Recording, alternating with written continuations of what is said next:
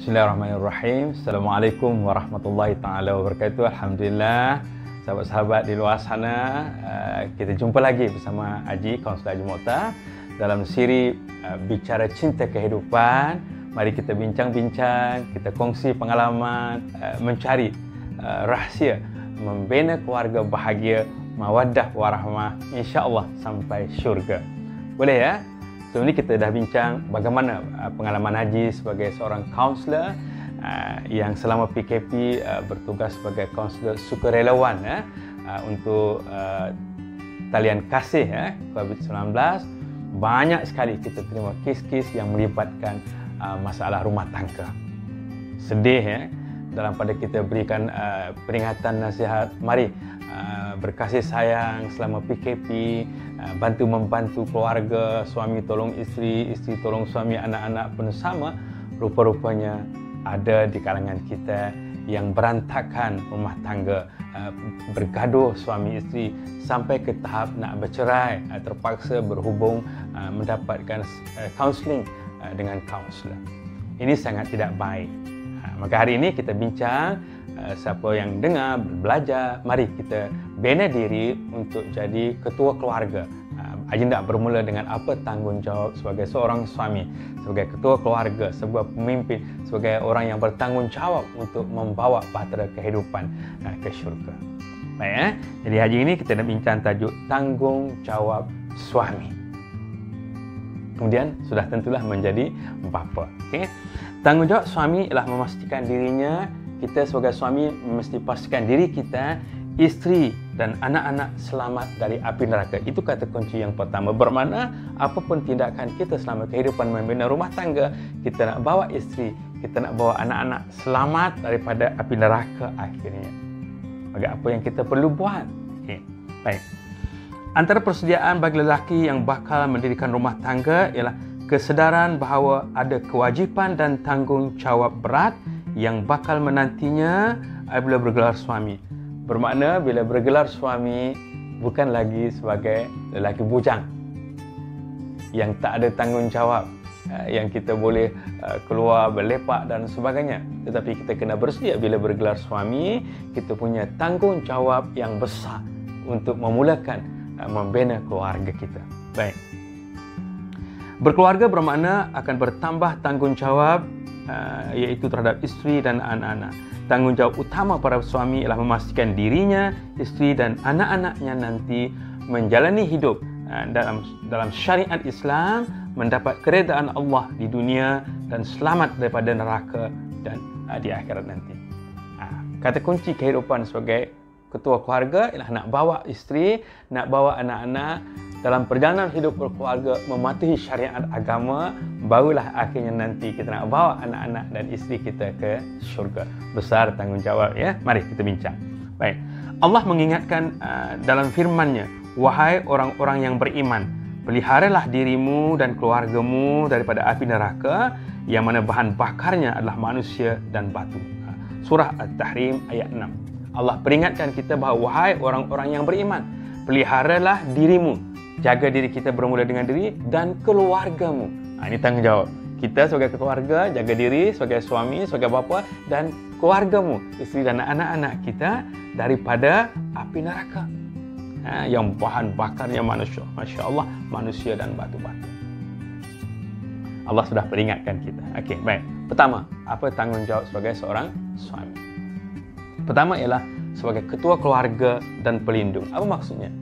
Bila kita jadi ketua keluarga dan pelindung, maka tanggungjawab kita suami dengan kemampuan yang kita ada menyediakan tempat tinggal yang selamat untuk isteri dan nanti bakal anak-anak yang bakal lahir.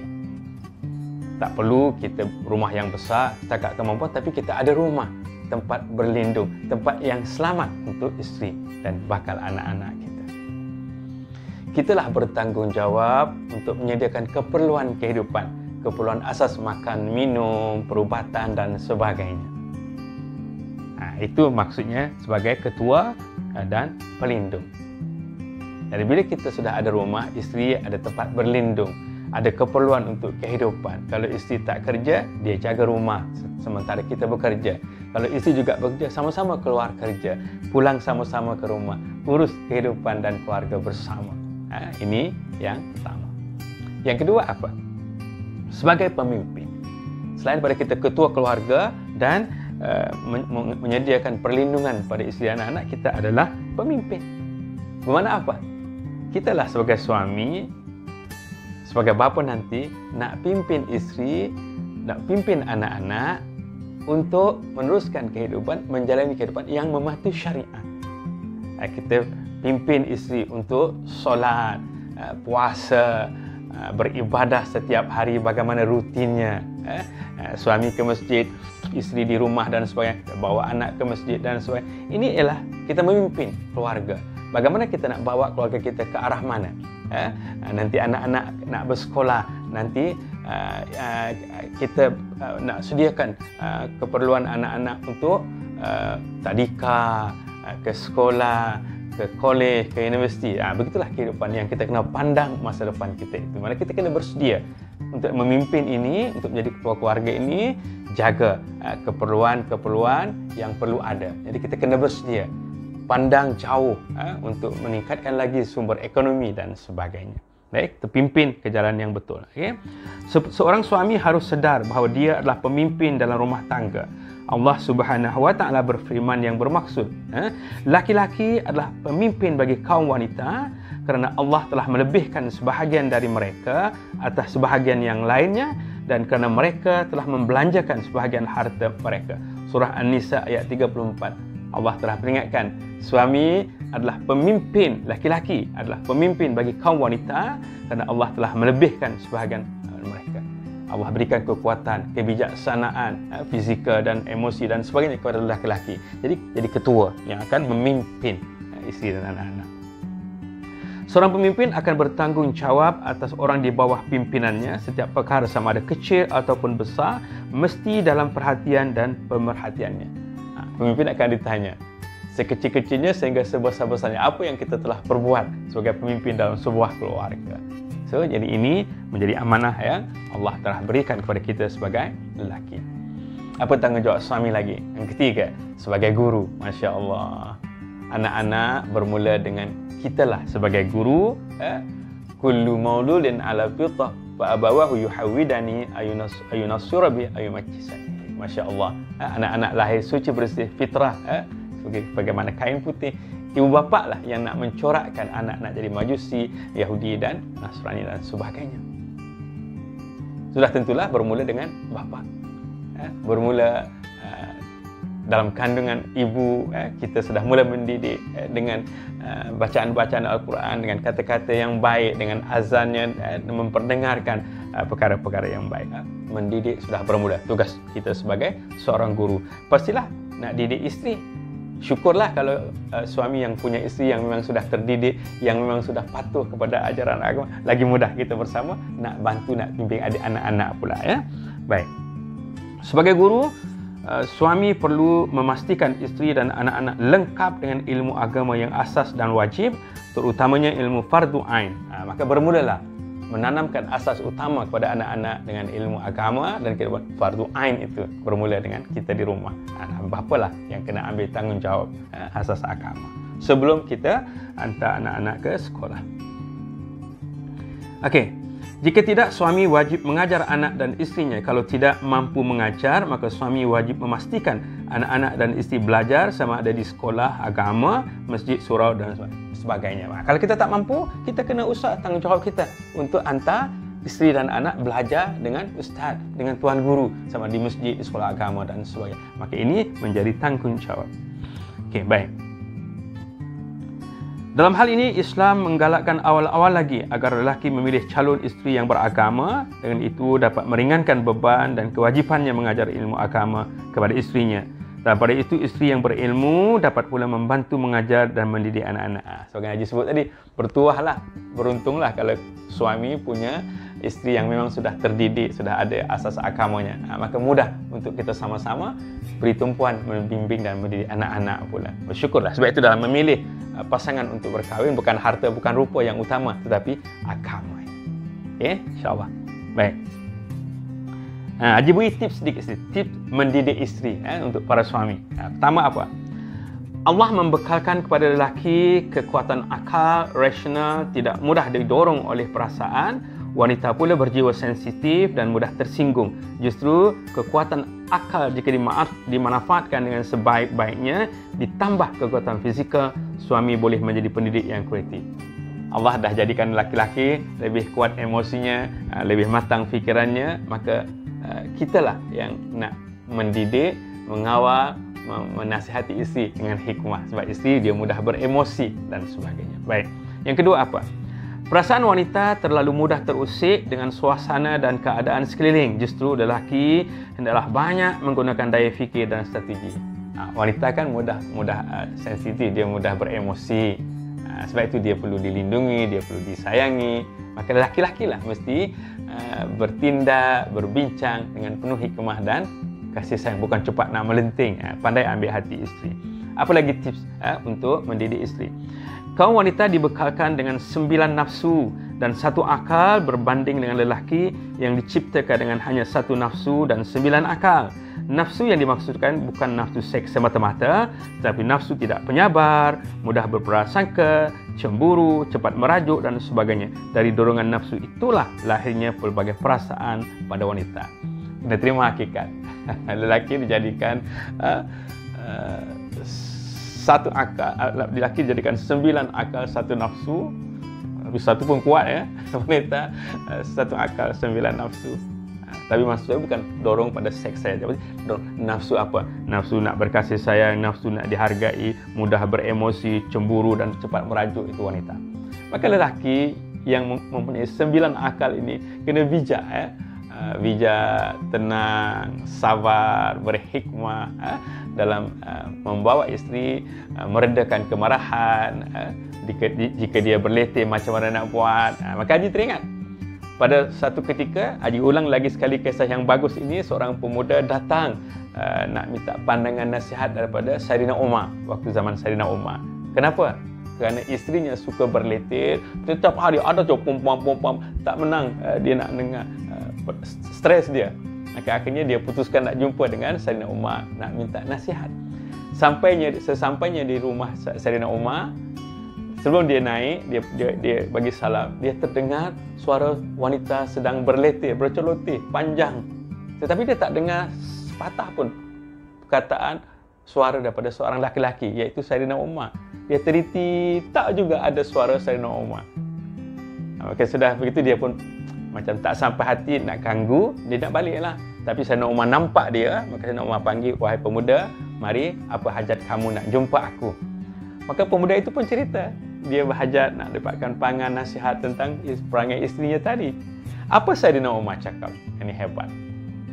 Saidina cakap, "Isteriku, dialah yang menjaga makan pakaiku, memasakkan untukku setiap hari petang malam selama ini. Isteriku, dialah yang mengandung, melahirkan bersabung nyawa dan membesarkan anak-anakku dengan penuh kasih sayang dan pengorbanan. Apalah salahnya saat dia berletih, saat dia meluahkan perasaan, kita tenang, dengar, biarlah dia meluahkan sehingga dia tenang." Itu suami yang hebat. Bila sudah selesai, baru kita peluk, cium isteri. Maka bila lelaki itu mendengar nasihat Saidina Umar, seperti dia senyum, dia balik, dia buat seperti Saidina Umar buat. Tenang hidup ini. Sebab kita faham, perempuan bila dia sudah terusik emosinya, mulutnya akan bercakap, meluahkan segala. Lelaki yang mempunyai 9 akal, dia tenang, senyum. Habis-habis, dah selesai, dah habis marahnya, jom, peluk, cium. Isteri akan terhibur dengan cara begitu. Baik, apa lagi? Yang keempat ialah sebagai pendidik. Tadi sebagai guru berbeza. Guru sekarang nak mendidik segalanya, hal urusan kehidupan. Nak mendidik isteri, nak mendidik anak. Guru tadi mesti mengajar. Mengajar perkara yang wajib diajar. Mendidik secara tak langsung dalam kehidupan, memberi contoh teladan, memberi nasihat dan sebagainya. Okey. Rasulullah SAW menekankan bahawa kaum wanita adalah amanah Allah Subhanahu Wa Taala. Amanah itu hendaklah dijaga dengan cermat. Sebab itu baginda berpesan supaya bersikap baik terhadap wanita dan sentiasa pesan memesan agar berkelakuan baik. Suami juga bertanggungjawab menegur, menasihati, memberikan tunjuk ajar jika isteri melakukan kesalahan dan maksiat dan sebagainya. Haji sebut tadi kan, mengajar wajib. Mengajar ilmu-ilmu yang sewajibnya dipelajari dan dipatuhi dan diamalkan oleh ahli keluarga. Mendidik, menasihati, membimbing, menegur dari masa ke semasa, beri contoh teladan yang terbaik. Tapi mendidik mestilah dengan penuh kasih dan sayang. Lahir dari hati dengan penuh kasih dan sayang, insya-Allah. Baik. Seterusnya sebagai yang kelima ialah sebagai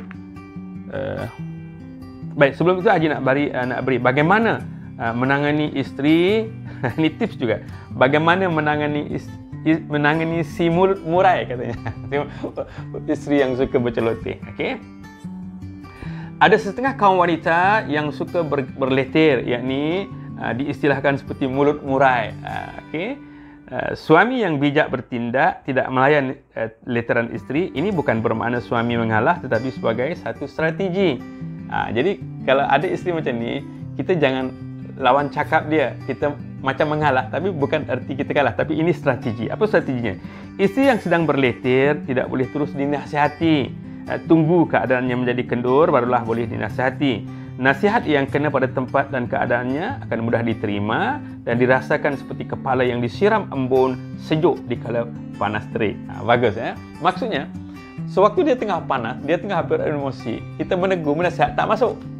Sebab itu Rasulullah pesan dengan sabar, dengan tenang, dengan teliti, senyum, terima luahan marahannya.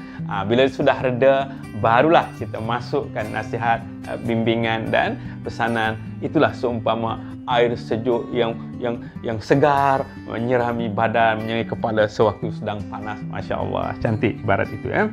Rasulullah juga pernah berhadapan dengan kerenah perempuan yang suka berleter. Dalam situasi begitu, Rasulullah tidak menjawab walau sepatah. Baginda memberi peluang dia meluahkan ketidakpuasan hatinya. Selesai kesemuanya telah diluahkan, barulah baginda memberi penjelasan ataupun memaafkan saja dan melupakan perkara tersebut. Rasulullah dah ajar lama. So kaji sebagai kaunselor memang kena belajar kemahiran mendengar. Mendengar luahan. Ada ketika klien yang datang, Masya Allah, dengan marah, dengan geram, dia luahkan perasaan. Kita sebagai kaunselor mendengar, ya Haji faham, oh begitu. Selesai.